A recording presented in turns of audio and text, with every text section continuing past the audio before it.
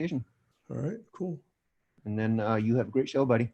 Thanks, man. Appreciate your help, as always. You got it. All right, And then cool. you have a great show, buddy. Thanks, man. Appreciate your help, Oh, as always. got it. Sounds like someone has Integral Live open. Well, I did, actually. okay. So There I you got go. that closed now. Sweet. And I don't know why it was coming on that speaker.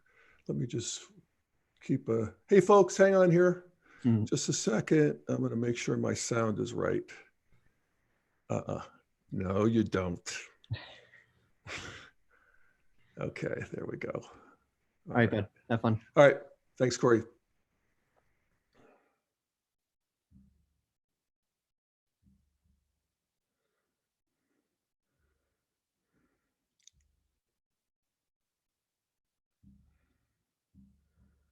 All right, hang on.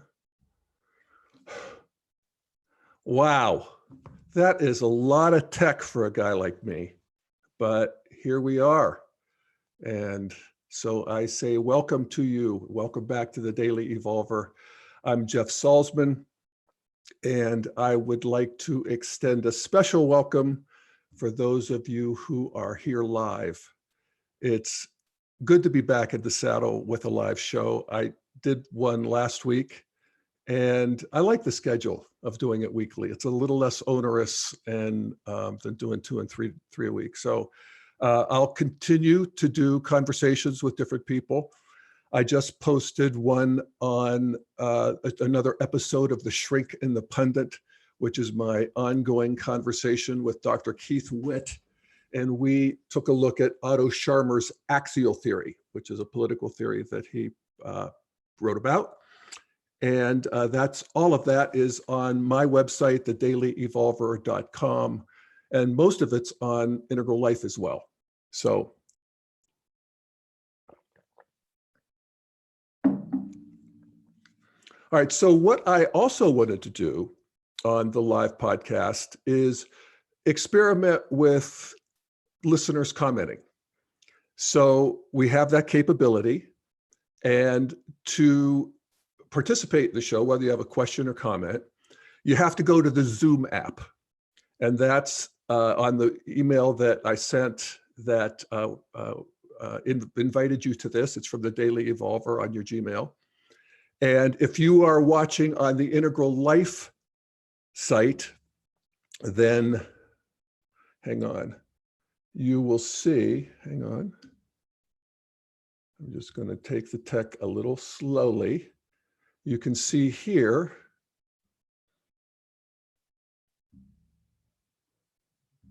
that there is a link under the Integral Life app or player that will take you to the Zoom app. And you'll have to register, and now, you know, but it's an easy registration. And then you can be live if it works out. So what I got to do now is stop that share and come back. And I can get rid of this. And I can get ready for this. Hang on. There we go. All right.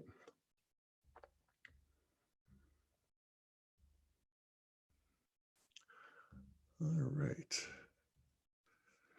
All right. So I build this podcast as Trump's troubles. And I want to make sure that I'm clear that I'm not just talking about the trouble he's in, but the trouble he's caused. And I talk about it a good bit. And I just want to do a quick recap because, you know, it's a new season and I want to just get the basic principles out. And one of them is that I hit a lot on this podcast is that the culture war is, I think from an integral perspective, I don't know if we want to say we want to embrace it, but we want to be friendlier to it. We don't want to have this idea that this shouldn't be happening. Because we can see as evolutionaries that conflict, while destructive almost by definition, is also evolutionarily potent.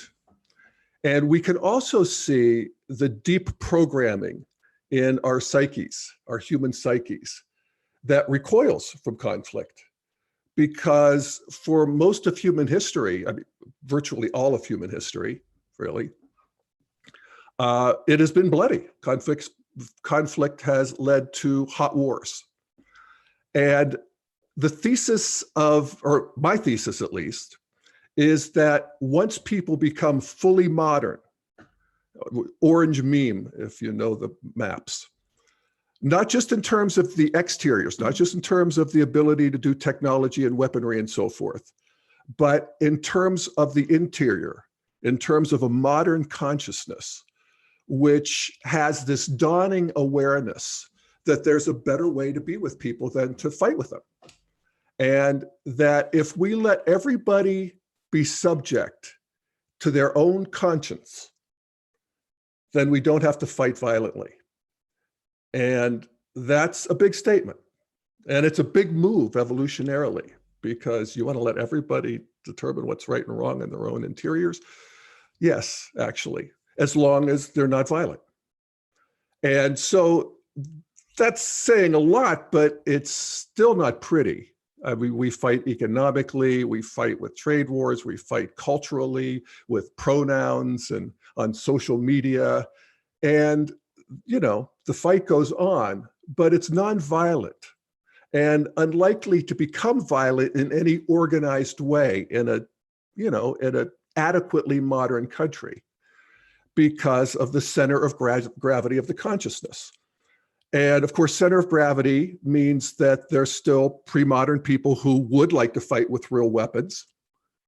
And there are postmodern people, we're talking center of gravity here, you know, sort of a distribution cloud. But the pre-modern people, especially the violent ones, are constrained by a large consensus that violence isn't the way. And that is a developmental move. And there's a stability to developmental moves. It's a way of seeing the world. You can't unsee it once you see it. And it becomes, you know, not just a worldview, but a new world that we live in. And to the degree that that's true, and I think it is, again, adequately, we could put our trust in it. And, you know, at least tentatively. And as I like to think about it, we begin to trust emergence more and ideology less. And we trust emergence more and institutions less. And that helps us to relax our aversion to the fighting, to the, you know, the culture war fighting, the not hot war, and begin to consciously look for its more fruitful aspects. Okay, so one more thing in terms of reminding, and that is that the culture war is being fought among three developmental stages, three worldviews: the traditionalists, that's the God and country people; the modernists, who are the secular, rational people, keep the trains running; and the postmodernists, who are the multicultural greens. And in America, at this stage of the game in the United States, the distribution is roughly a third, a third, a third. It's easy enough. It's a good back pocket number. Now, there's also some dawning integral that's coming out of postmodern and modern. And there's also some pre-traditional, what we call the warrior stage. And those are the people who really do just like to fight. And that's where Trump is. That's the heart of Trump. And I've made that case in a number of podcasts. And so I'm just going to put that on the table. And so, you know, we notice that Trump is, in terms of important self-sense and where he lives in his worldview, he's a warrior. I mean, he likes to win, as he says, but he also just likes to fight. He's won, he's lost, and he just keeps fighting. Most of his supporters are traditional and modern, but they have signed up with him because he is fighting their bigger enemy. He's the devil they know, but he's fighting their bigger enemy, which is, you know, to the degree that their hearts are traditional, the God and country, they're averse to the great gift of modernity, which is globalization in the economic Also secularism, they're not crazy about that either. And postmodernity, multiculturalism, this global consciousness, all of that is, not grokkable at traditional. And so this is the terrain of the culture war. So I'm going to stop there for a second. I see that we have a number of participants here. And if you are interested in making a comment, raise your hand. And before you do, I'm going to just continue on this with some, more current stuff, and we'll get to you. But again, if you're interested in participating, come to the Zoom app. And if you're a participant, you can raise your hand. Okay, so before we get to that, I want to just finish this thought by playing a little bit of video, which shows what I think is a new emergent in terms of not necessarily Trump's behavior, but in our processing of it. And so I'm going to go to, first of all, this snippet that I think you've probably seen, but it's a good transmission, I guess, of a Trump rally. This is him in Minneapolis the other night.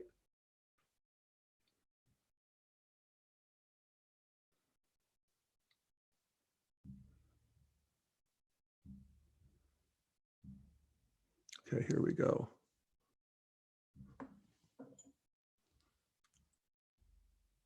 Father was never considered smart.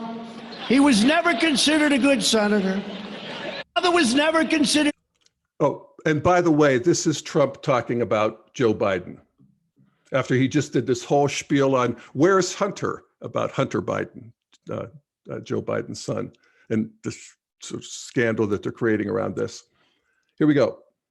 This is Trump on Biden. Father was never considered smart. He was never considered a good senator. He was only a good vice president because he understood how to kiss Barack Obama's ass. I'm going to say.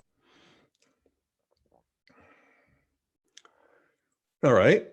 That's a new low in terms of the languaging of a president in public. But it's nothing that people on all sides of the spectrum don't say about politics and politicians. I mean, really, Trump is saying what people are thinking. And, that's a new level of impropriety. But we can also see developmentally that, if we compare ourselves to the Victorians, impropriety is actually a marker of progress. Again, if it doesn't, as long as it doesn't go violent, that's always the rub here. So here next, we're going to show a couple scenes from the Fox show called The Five, which is a talk show they do with some of their younger people in the afternoon. And just remember, I watch Fox, so you don't have to, but here it is. And this is Juan Williams. This is their resident liberal. And he has a very, he transmits a very powerful, visceral repulsion at this that I think is notable. Here we go.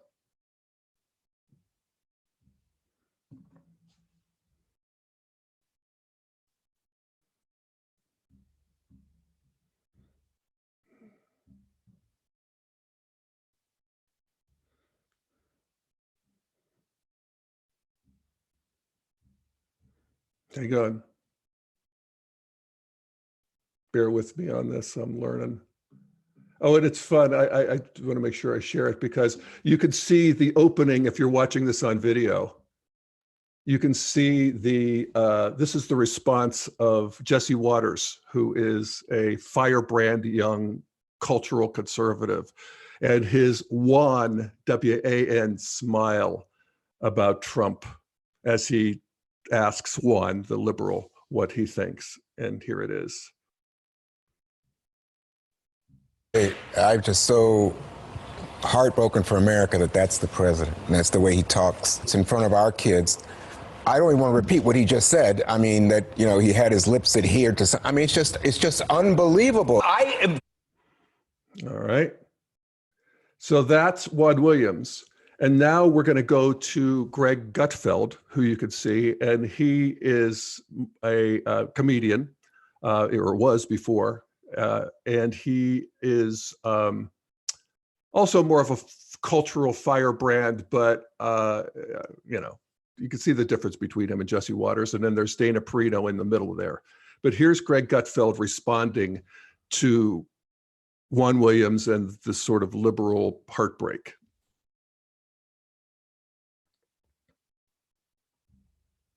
It's just unbelievable. I find it interesting when people are shocked by Donald Trump. It's 3 years, okay? That's a Trump rally. You got to get over it. I mean, you're like the guy that opens up the fridge, knows that the milk is sour, and you still sniff it. And you're, oh my God, the milk is sour. That's Trump is, because what the left always. All right, so I think that shows a lot of how the non-red or non-warrior level conservatives, the traditionalists, and even modernists who support Trump, they see him. You know, they see that he's a pig, and you know, he just compares him to sour milk, and yet they go with him. And is that a hypocrisy? Yes. Hang on. But it is also, I often wonder if the tables were turned, how liberals would feel about a China breaking president who was kicking ass and taking names in the cause of climate and social justice and redistribution and equality and all of the things that warm our liberal hearts. It's a good thought experiment, at least, to help explain, you know, and get a feel for the Trump people so that we can, you know, as integralists, not be quite so gripped by the conflict and have a bigger view that includes the truth of both sides or all sides. Not their weaknesses, but their core truth. And then here he talks about the left, that he sticks it to the left in a way that I thought was entertaining. And so here's Greg Gutfeld again. We go to share.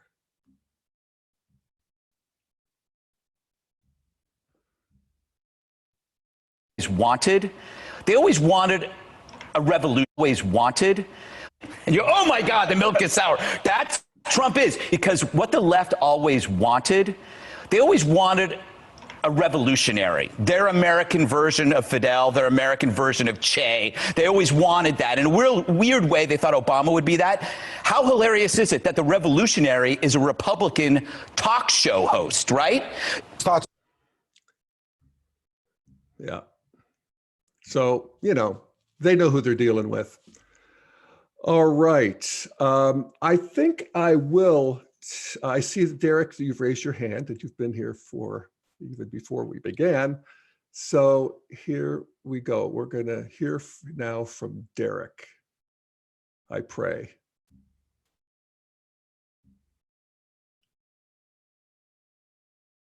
Okay.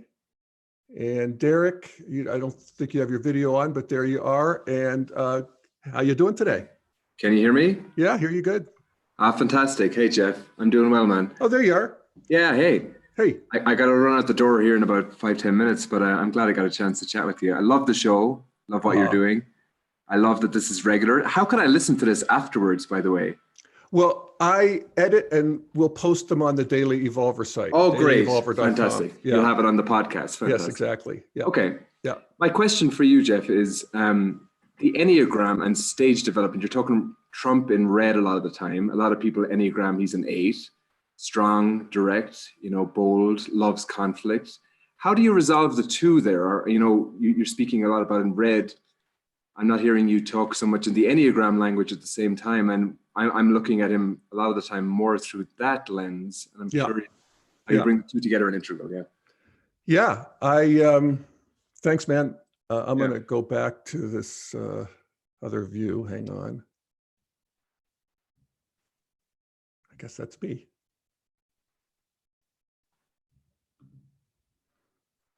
Hang on. So,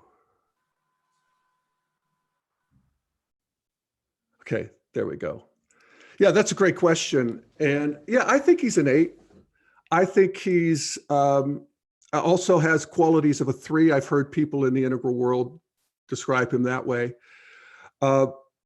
What's interesting is that what an 8 evolves into, if they're healthy, and that is a 2. And so they become caring and about the collective. And I actually think that there's a dimension of Trump that, it's still a red version of this. So it's a big daddy benevolence kind of thing, where he's in touch with the fact that he's the president of the United States and he is fighting not just for himself. We all know that he's fighting for himself, but also he's fighting for, a bigger cause. And I'm not even sure that he hasn't, when we talk about the move from red to blue, amber, or whatever color we want to call it, but traditionalism, that there, at that point, you move from egocentric to ethnocentric in the sense that God comes online, a transcendent God comes online at that stage. And I think Trump maybe even has a little bit of religion. He may believe himself that he is a tool of God. He hears that a lot from the evangelicals. So I think that it's a good description, and I think it's a good insight into Trump. Anything else follow up on that, Derek, or are we good to go? Okay, good. All right. Okay, so let me see. There's another thing I wanted to play because I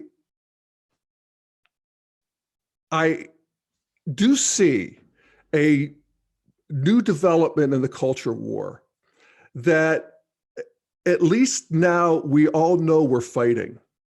We have this sort of hypocrisy of arguing about, it's not hypocrisy, it's true.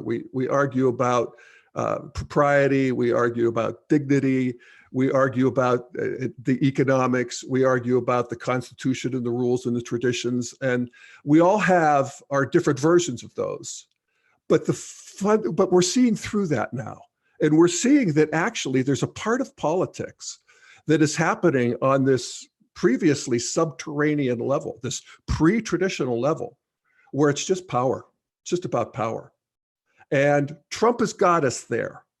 And I'm not sure that's necessarily a bad thing. I think that's actually what happens as we clarify a lot of the calcified, overdetermined thinking of our sort of political class, if you will, and all of us modernists and postmodernists, that this part is still there. And so here's a comment from one of the commentators. I'm forgetting his name, but he's on the SE Cup show. It's a CNN show on weekends.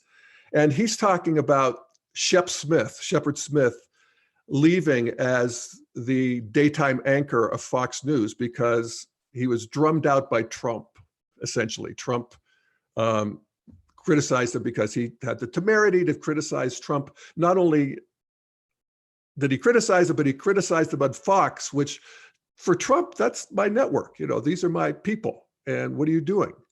And that's, where the whole idea of fairness is, Trump doesn't get that. It's not that important to him. He's just wanting to win. He's wanting to exercise power. So Trump's happy that Shep Smith is gone, but here's sort of a more nuanced view here.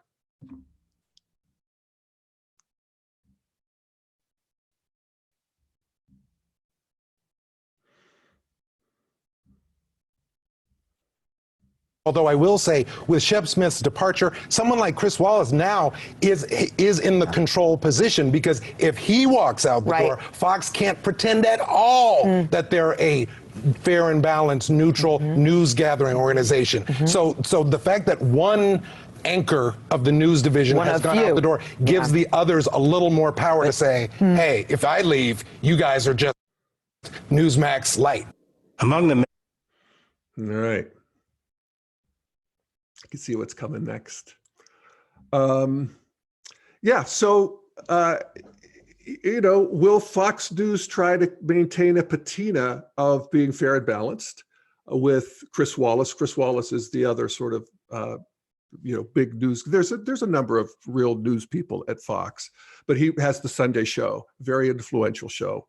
And Trump would be thrilled to have somebody on that show pounding his agenda.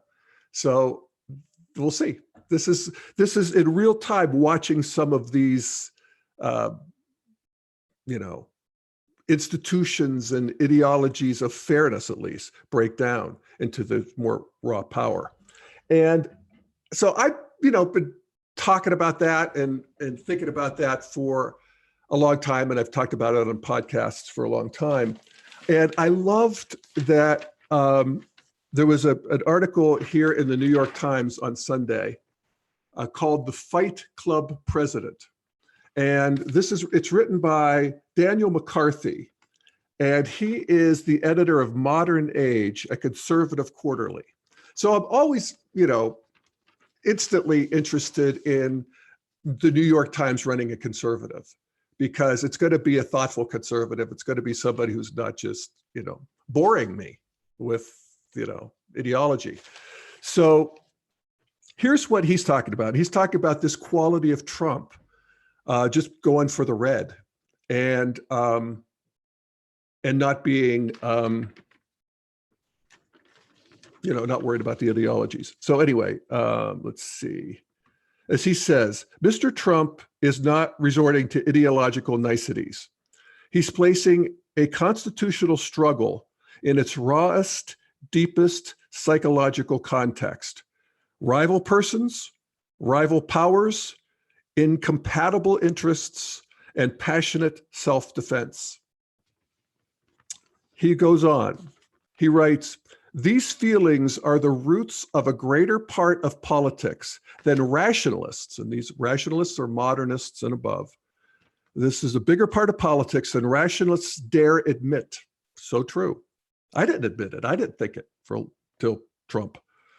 Passions and interests give rise to ideologies more than ideologies arise from abstract reason. And that's something that we have all come to realize through basically psychological investigation, is that our heads follow our hearts. And I would actually say that our ideologies and our thoughts basically follow our worldview, which, is our world space. It's the world we live in. And the traditional world, modern world, and postmodern world are three different worlds. It's amazing we get along at all. But there we have it. And we're getting clarity about that, which is essential for, a fruitful fight. Let's see. So, he's talking about the, hypocrisy both ways of the Republicans arguing for executive privilege and essentially taunting the Congress, where in Obama, it was all about Benghazi and, so the back and forth of that. And people are seeing the sort of thinness, the thin gruel of these arguments and seeing what's really going on, which is this, subterranean wrestling match. Let's see. He talks about Trump's most enthusiastic supporters really just want to take it to the left. They want to get into the fight too. They're fighters too. And he says he's not an ideological president in the sense of having policy formulas ready to implement. He's instead a catalyst of conflict with the right wing's opponents. And let's see here. Another thought I think is absolutely true in the New York Times, no less. He says, Mr. Trump has done his part to widen the range of what can be discussed at the highest level of politics. It's true. You couldn't talk about a lot of things that people in their homes were talking about, which is this, basic interest, ethnocentrism, the immigrants,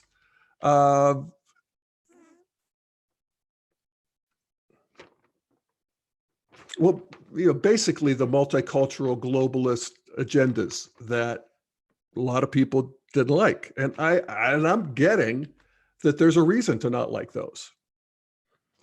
Or at least to, slow them down, take these other people into account. Let's see. All right, so he's done his part to widen the range of what can be discussed at the highest level of politics. This has been a necessary corrective to the tendency of the country's political class to close ranks and merge minds. So true. Okay, and then again, in terms of moving the culture war along, he says, and he closes with this: impeachment sharpens the lines that have been drawn in the Trump era between the left and the right, the politics of pretense and the politics of rivalry. Hang on. Excuse me. Dang.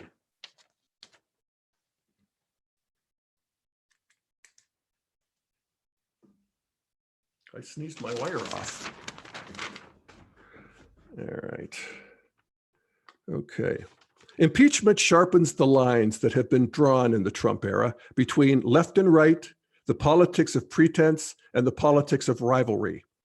As useful as that may be at awakening some Americans to unpleasant realities, and much as others may enjoy the conflict itself for its clarifying loyalties, the danger is that precedents too powerful for the good of the country will be set down. And then he ends with this: not every conflict is best brought out into the open, where the strength or weakness of either side is unmistakable. If the Constitution needs a certain spirit of conflict, it also needs a modicum of uncertainty about which powers can win. But that was good. And, right on. Okay. So let's see here. If there's anyone else who wants to make a comment, you can raise your hand in the Zoom app, and you got to be there to do it. You can't be at YouTube. You can't be at Integral Life. And let's see here. Oh, okay. All right. So now I want to share just some of the sort of craziness that is online here in this emerging and evolving culture war. And this is a speech that got a lot of attention by Bill Barr, who is the Attorney General. And he's the one who met with Rupert Murdoch the night before Shepard Smith resigned. And, he's fighting Trump's battle. And he sees it very much as a culture war. And this is a speech he did at Notre Dame, which is a Catholic university. And it was at their law school, I believe. And here he describes the sort of intellectual kernel of where conservatives are coming from. And the whole speech is actually worth looking up and reading. It's easy enough to find. But here's a piece of the actual video.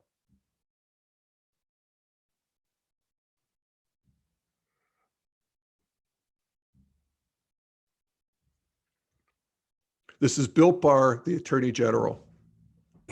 Among the militant secularists are many so-called progressives. But where is the progress? We are told we are living in a post-Christian era. But what has replaced the Judeo-Christian moral system?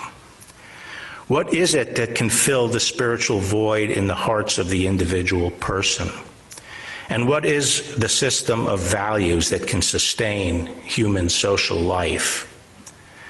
The fact is that no secular creed has emerged capable of performing the role of religion. This is not decay. This is organized destruction.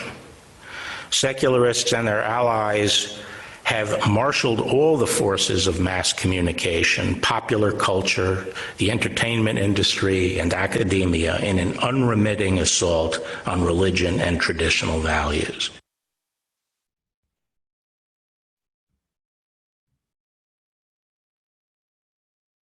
Okay. All right. So that's Bill Barr. And I think that's really interesting and again, clarifying.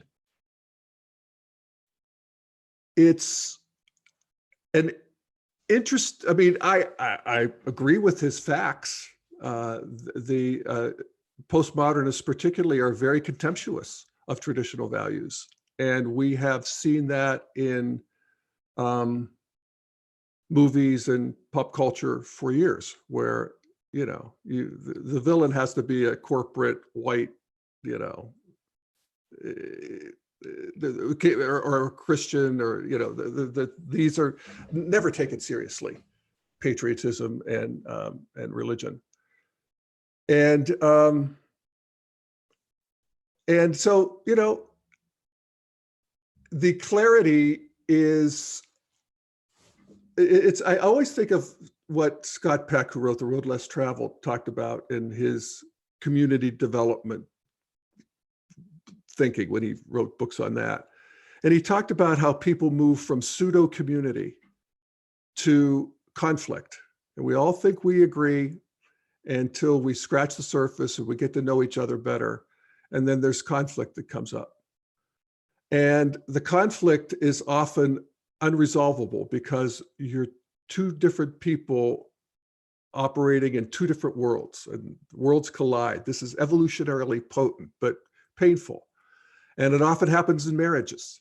We have our love phase, and then we have, reality. It's you again every morning for the rest of my life, really. So you get people who are now realizing how different they are. And, they're actually in a struggle for supremacy.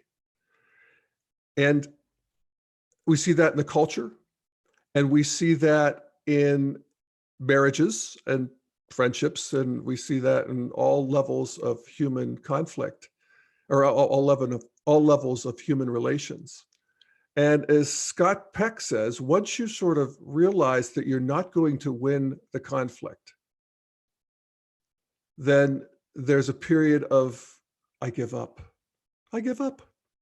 Emptiness, he calls it, where we just have to let go of the idea that our worldview is going to be ascendant, and we're going to be able to colonize our world with it. We actually have to accommodate this other person and their toothpaste, and it's awful, and how they chew. And this is where we are. And so there's an emptiness that comes before the final stage that he maps out, which is authentic community. And I love that.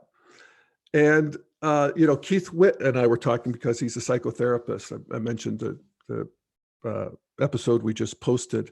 And we were talking about this in terms of couples therapy. And that one of the sort of bulwarks of couples therapy is that we have to articulate the position of our opposing partner to their satisfaction. Not just our version of it, but we have to articulate it to them so that they know that we understood. And until you do, you've got to keep trying. And I think there's a lot of truth in that. And there's a lot of guidance for us in that, in terms of what we can do and ought to be doing culturally. So there. All right, let's see here.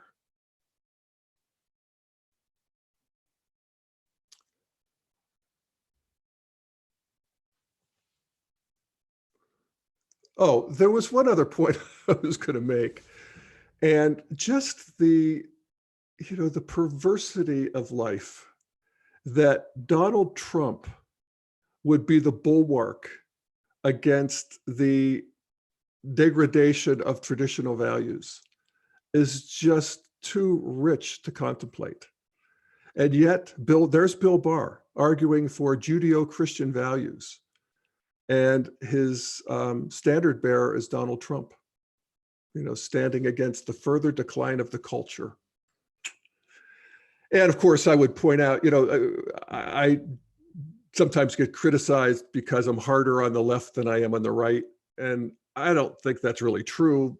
Maybe I talk more about the, where the limits of the left, because most of us are leftists, and it's more interesting. And it's well established what the downside of the God and country worldview is. And I would point that out to Bill Barr here, that historically, the Judeo-Christian values have not necessarily translated into great cultures. I mean, they're great in a certain way, sometimes militaristically and so forth. And, the Catholic Church did manage to build St. Peter's out of the melted idols of the previous tribes that they conquered. But any country who has become, or as countries and cultures become more secular, they actually do become less warlike, less racist, less oppressive, less unequal. And there's the progress. You say, where's the progress, Bill? That's where the progress is. Now, it's true that they have also become more licentious. They lose some dignity and propriety. And there are downsides in terms of breakdown of family and alienation and, all of the things that come from losing your religion. The catastrophe of human emergence is well mapped historically. And it's, as I often say, it's beautiful, but it's sure as hell not pretty. But there is, you ask where the progress is, it's there. So this is the sort of chink in the armor of people who really just want to impose this kind of a Judeo-Christian ideology, morality, say that it's essential. And, they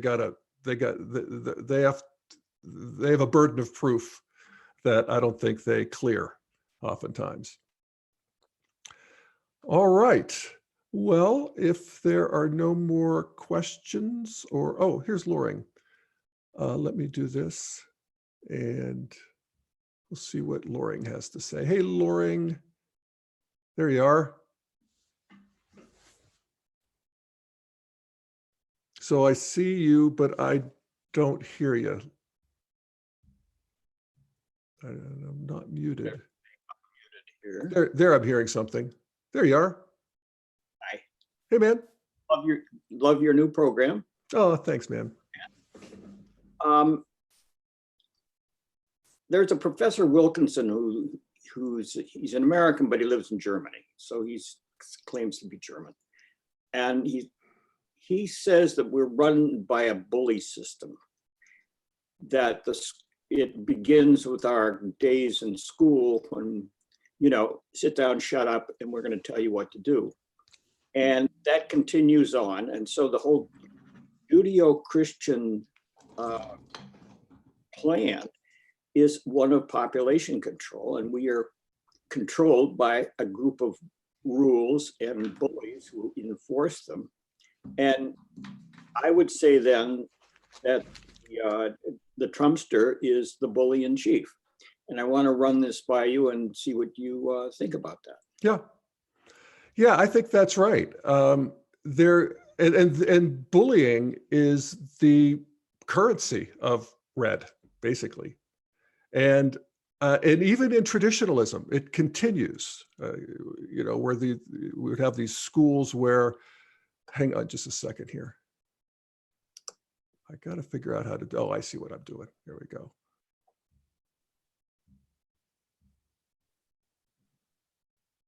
Got it. Okay. Yeah, where we have schools where your job is to sit down and shut up, where bullying is tolerated and it's a boys will be boys or kids will be kids kind of thing. And that is changing radically.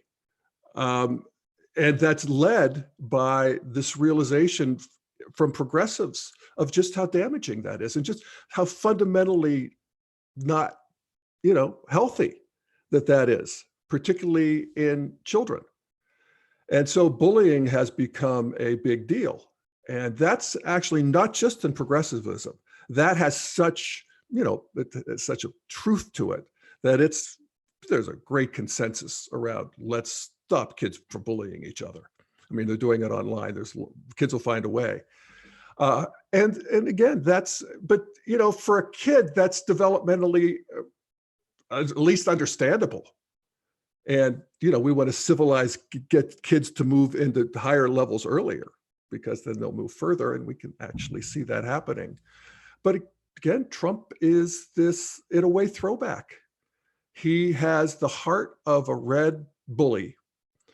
And he has enough of the other, stages. He has an understanding of traditionalism too. I'm not sure that there isn't part of him that's moving into it and seeing this sort of transcendent. I mean, it actually scares me that Trump would think that God is on his side, but I think that may be happening. He certainly understands orange. He can work in the capitalist technocratic system. And, he was in New York, at least passed as a New York liberal for a lot of years. And at least he understands green. He's sort of a dark spiral wizard in a way, but he sure knows how to go red and is, I was going to say he's good at it. He's brutal at it. But I don't know how, just calling somebody stupid seems to be, it's like being called poo-poo head by a 4-year-old, at some point. And I'm hoping that America begins to see that and just gets bored of it. Boredom, I often point out, is one of the great engines of evolution. And I think Trump may have the danger of becoming boring to enough people that it matters. All right. Well, I think that we're going to go to Blake here. And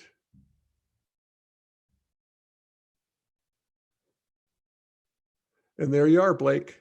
Hey, man. I can't hear you. How about now? Are you blue? I hear you now and see you. Okay. Sorry, I had to unmute. I noticed, when you think about a cell kind of having to pull apart before it, ends up going to the next stage, and feeling what you were mentioning with that kind of necessary clarification of division and revealing the underlying fight that's going on over just pure power. And I wondered, just in the process of then the next step of coming back together, I know it's hard to predict the future, but with kind of a bipartisan support or condemnation of Trump's actions in Syria, I just wondered, it was interesting to me that was a conflict, again, like a war, these things that have pulled us together in the past, but trying to find common ground, as Americans, or, first and foremost. And I just wondered your thoughts maybe on what that could look like, or what possible things could be more of a uniting point. And, because I think green and orange are trying to define us on the global sense of, so they might be looking at that and saying, oh, well, for the sake of the world and the peace, we want to keep stability in the area, and that's why they're for it. And then maybe the amber or red would be, oh, they're our enemy, we just gave power to our enemy, so different goals, but kind of ending up on the same issue. So just curious your thoughts on. Yeah, I think that there is let me just go back to this other view here. Thanks, Blake.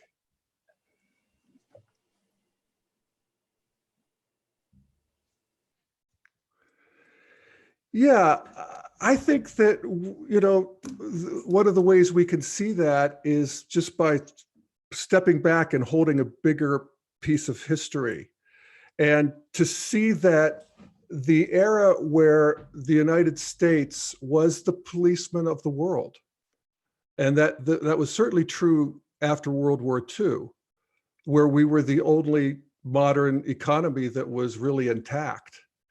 And, you know, I think it speaks well of America that we didn't go in as conquerors. We went in and try to, you know, bring the Japan and Germany and to help the Marshall Plan and help the rest of the world become modern so that we could trade with you. And that in the process of doing that, we bestrode the world militarily. So we had this big economy, and we had you know, enough traditionalists. We actually weren't defeated. We didn't have any war on our shores, so we still had enough military faith in military that you know, we weren't completely over it like the people in Germany and Japan, which, you know, really basically catapulted into post-modernity because of that. You know, we have, what do we have? Troops in 40 plus countries now. And there's a way in which Trump's right about, you know, you people figure it out. You know, you don't like us anyway. And yes, there's of course the argument, the left is all outraged that we've abandoned our allies.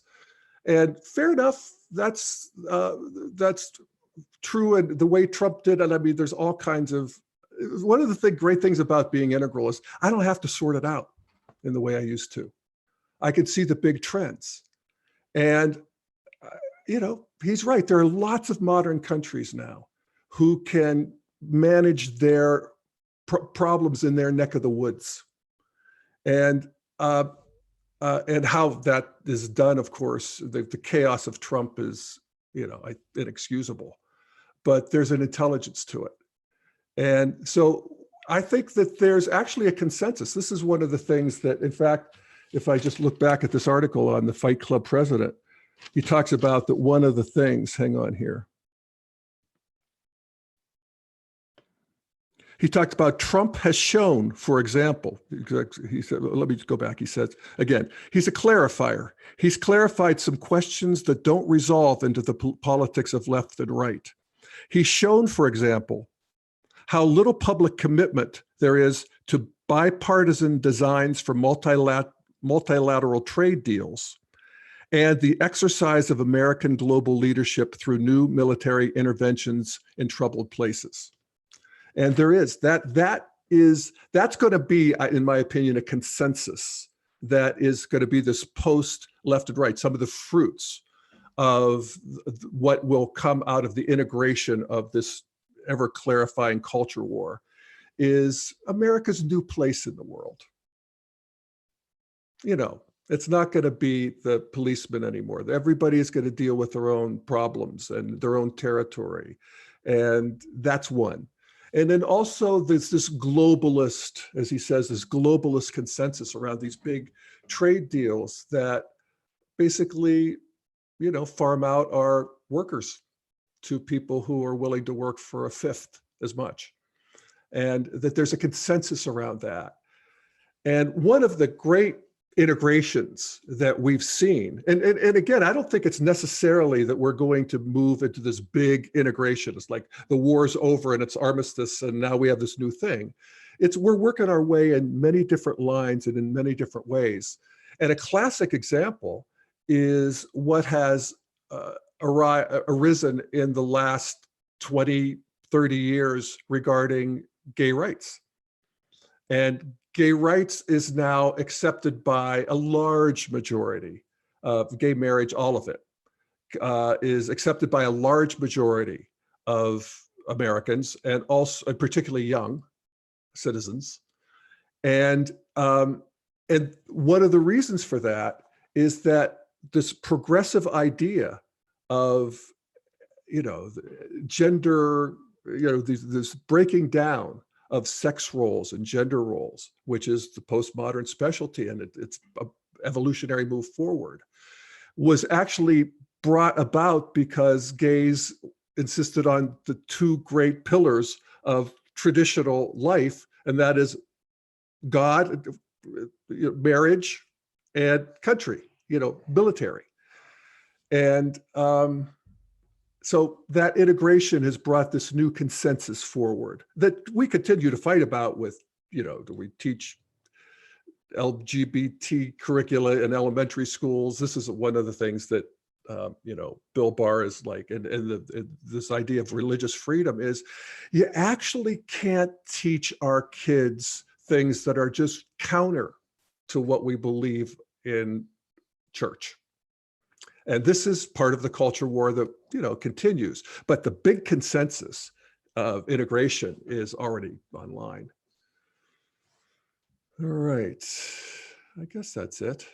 That's good, huh? Yeah, that was fun. Well, thank you again. Oh, okay. Here's actually a quick. Do you think Trump's level of maturity evolution is representative of the majority of America, representative of the country's critical mass? No, I don't. I think he's earlier, shall we say, than that. His level of maturity, again, in this, what people sometimes call self-sense, this place where you live. For him, it's red. It's everybody's against me. You got to watch your friends more than your enemies. You're fighting your enemies. Progress is about becoming friendly to your enemies and less friendly to your friends, And that's an early stage. And I think most Americans are beyond that. And I'm counting on it because that's what's going to get us through this. And I don't know. We're not going to get into the election. That's another episode. Maybe we'll do it next week, but let's just leave it at that. All right. Well, what fun. And thank you for joining, and thank you for joining live. And we will see you next Wednesday, same time, same place. And again, it's the Zoom app. So I'll send another invitation, and you got to go into the Zoom link, not the Integral Life link, not the YouTube Live link. We got people in those places who can't talk, and they're sending me, I can't, you got to do it through the Zoom app. All right. Okay, folks, thank you so much for listening to the Daily Evolver, and we'll see you next time. Bye.